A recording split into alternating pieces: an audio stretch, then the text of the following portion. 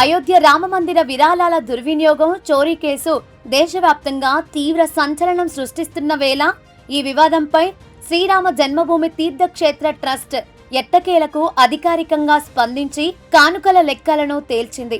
భక్తులు సమర్పించిన కానుకలన్నీ పూర్తిగా భద్రంగా ఉన్నాయని స్పష్టం చేస్తూ ట్రస్ట్ ఒక ప్రకటన విడుదల చేసింది. 2026 మార్చి 31 నాటికి ట్రస్ట్ ఆధీనంలో 32.259 కేజీల బంగారం, 1518.925 కేజీల వెండి వస్తువులు ఉన్నట్లు వెల్లడించింది. గత కొన్ని రోజులుగా సోషల్ మీడియాలో మాయమయ్యాయంటూ ప్రచారం జరిగిన బంగారు రామచరిత మానస్, వజ్రాల నక్లెస్, వెండి పాదుకలను ట్రస్ట్ ప్రతినిధులు స్వయంగా మీడియా సమక్షంలో ప్రదర్శించి ఆ వదంతులకు తెరదించారు. అయితే విరాళాల దుర్వినియోగం ఆరోపణలు వెల్లువెత్తిన నేపథ్యంలో ట్రస్ట్ జనరల్ సెక్రటరీ చంపత్రాయ్, సభ్యుడు అనిల్ మిశ్రాలు తమ పదవులకు రాజీనామా చేశారు. ప్రస్తుతం రామాలయ ట్రస్ట్ తాత్కాలిక జనరల్ సెక్రటరీగా కృష్ణమోహన్ ను నియమించడంతో పాటు ఆలయ ఆర్థిక వ్యవస్థను బలోపేతం చేసేందుకు ఒక ప్రత్యేక సీఈఓని నియమించాలని ట్రస్ట్ కీలక నిర్ణయం తీసుకుంది. భక్తులు ఇచ్చిన ప్రతి కానుకకు దాతల వివరాలతో సహా పక్కా రికార్డులు ఉన్నాయని ట్రెజరర్ స్వామి గోవింద్ దేవిగిరి తెలిపారు.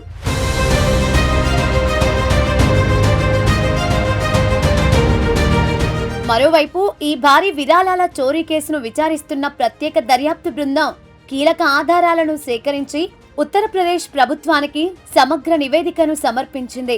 ఈ ఏడాది ఏప్రిల్ 27 నుంచి జూన్ 5 వరకు విరాళాల లెక్కింపు చేపట్టిన సిబ్బందిలోనే కొందరు ఈ దారుణానికి ఒడిగట్టినట్లు సీసీటీవీ దృశ్యాల ద్వారా పక్కాగా నిర్ధారణ అయ్యింది.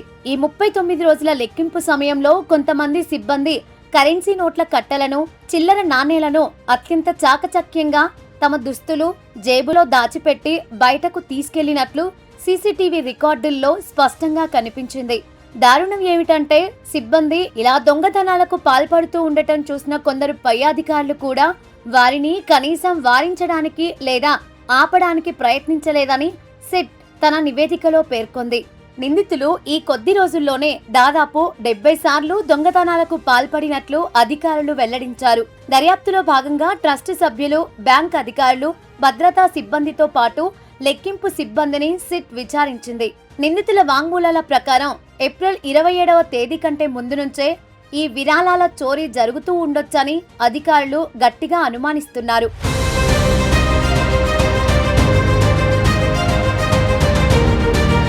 అయితే ఆలయానికి సంబంధించిన పాత సీసీటీవీ ఫుటేజ్ ప్రస్తుతం అందుబాటులో లేకపోవడంతో అంతకు ముందు జరిగిన చోరీలపై ఆధారాలు సేకరించడం దర్యాప్తు బృందానికి పెద్ద సవాలుగా మారింది. దీంతో పూర్తి వాస్తవాలను వెలికితీసేందుకు గత 5 ఏళ్ల ఆలయ ఆర్థిక ఖాతాలను రీఆడిట్ చేయాలని అధికారులు నిర్ణయించారు. ఇందులో భాగంగా బ్యాంకు రికార్డులు, విరాళాల పత్రాలు, ఆలయ నిర్మాణం వ్యయాలు, బంగారం, వెండి వస్తువులతో సహా అన్ని రకాల ఆర్థిక లావాదేవీల రికార్డులను నిశితంగా పరిశీలిస్తున్నారు. ఆలయంలో భద్రతా తనిఖీలు, బయోమెట్రిక్ హాజరు, డిజిటల్ పరికరాలపై పరిమితులు, సీసీటీవీ పర్యవేక్షణ వంటి కీలక చర్యల్లో అనేక లోపాలు ఉన్నాయని, ఆ లోపాలను ఆసరాగా చేసుకునే నిందితులు ఈ దొంగతనాలకు పాల్పడ్డారని సిట్ గుర్తించింది. ఇప్పటికే 8 మందిని అరెస్టు చేశారు. ఈ కేసు దర్యాప్తునకు తాము పూర్తి సహకారం అందిస్తామని, తప్పు చేసిన వారు ఎంతటి వారైనా వదిలేదే లేదని రామాలయ ట్రస్ట్ స్పష్టం చేసింది.